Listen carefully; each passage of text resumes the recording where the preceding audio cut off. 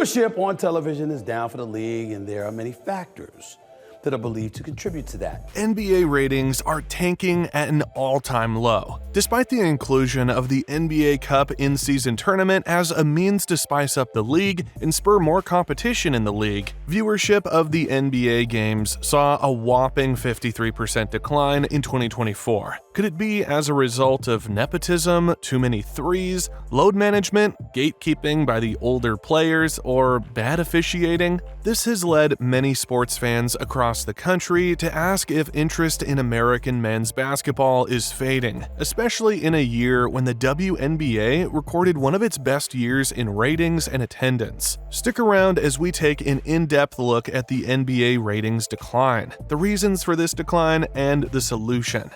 Is it threes or load management? And I said, it's probably a combination of both.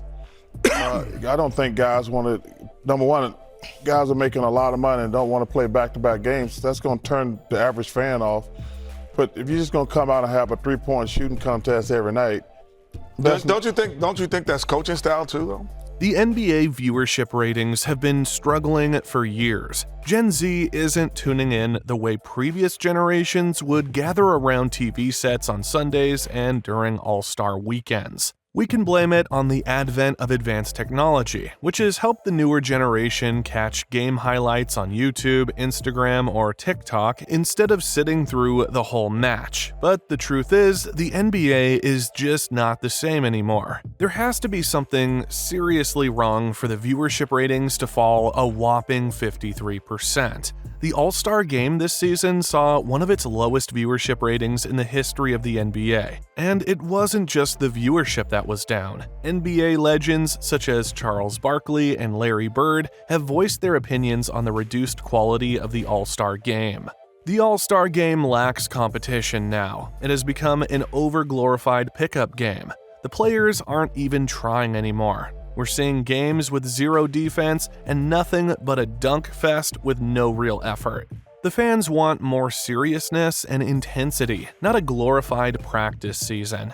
The NBA was once a league of creativity, star power, and thrilling unpredictability. Teams had distinct styles, from the bad boy Pistons, who were known for their defense, to the 90s Bulls, with their stacked roster of individual players. Speaking of individual brilliance, players used to showcase unique skill sets, and every game felt like a new arc, adding to the lore of the franchises and rivalries. Fast forward to today, and the story isn't the same. The magic is fading, and although we're just beginning to notice, the decline didn't happen overnight. It's been slowly unraveling over the past few years. The first warning signs appeared after the bubble season in 2020. League-wide viewership and sponsorships started to dip, and the NBA's once astronomical popularity began to wane. At first, it was easy to blame external factors like the COVID-19 pandemic or the internet shifting. But the answer has always lied within the league itself. The product on the court wasn't resonating with fans anymore. The excitement was being replaced with predictability, and the creativity that once defined basketball had been replaced by a one-size-fits-all play style. Steph Curry and those guys messed it up. Like, I don't mind Golden State back in the day shooting threes, but every team's not a three-point shooter. So why everybody has the same strategy? I think viewership will continue to go down unless we switch things back up.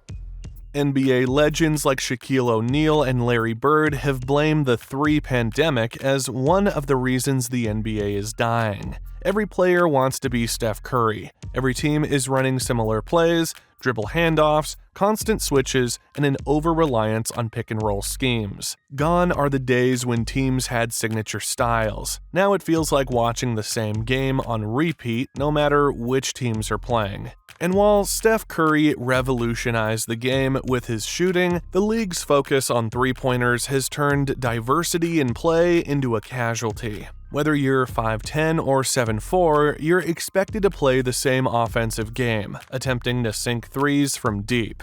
The NBA is guilty of this too, because you took the physicality out of the game to a lesser degree.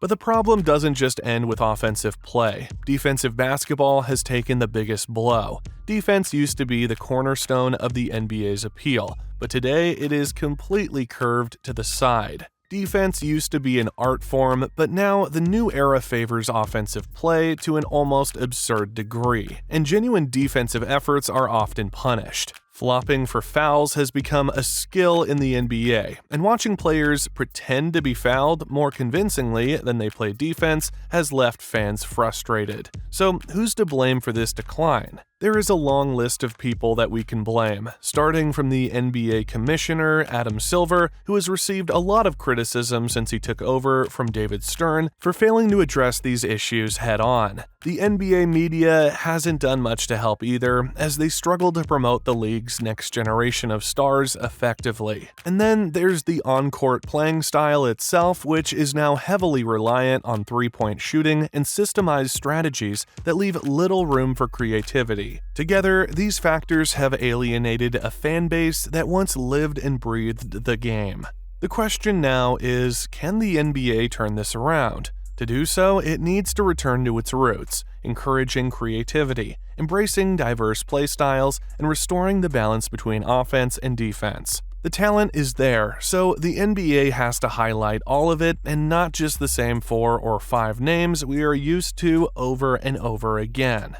Pundits have stated it seems the NBA is still pushing LeBron James in the face of the fans even though he is 40 in his 22nd season in the NBA. NBA secured an 11-year, $77 billion TV rights deal before this season, but is facing a serious issue as NBA viewership is on the decline. So on a recent episode of his big podcast, Shaq offered these thoughts on why NBA viewership might be down. And now they are trying to push the father-son narrative with him and Bronny in LA.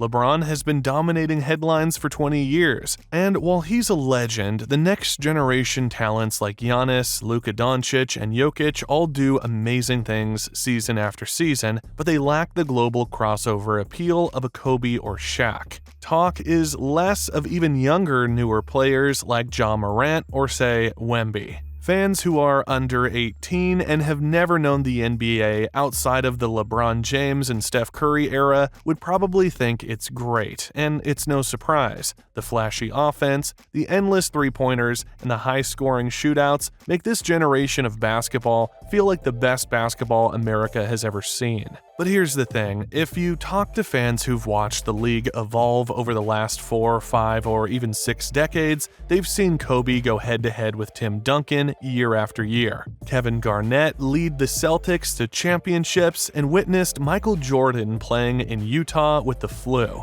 A common sentiment emerges. They all believe that the defense in today's NBA is by far the weakest it's ever been. Just 15 years ago, the game was unrecognizable compared to what we see today. Back then, 100-point games were a huge milestone, and if your team managed to crack even 110 points in a game, you were considered an offensive juggernaut. But in today's NBA, teams regularly drop 120, 130, or even 140 points on a random Tuesday night. Most stars today don't try to lock down their opponent, they just try to outscore them. If you score 40 and your opponent scores 35, that's considered a win. While it may be effective, it's a far cry from the days when defensive battles were just as interesting as offensive explosions. Every team is now trying to be the next Golden State Warriors. Instead of mixing up plays, it's a non-stop three-fest from beyond the arc. Steph Curry is Steph Curry, and not everybody can be Steph.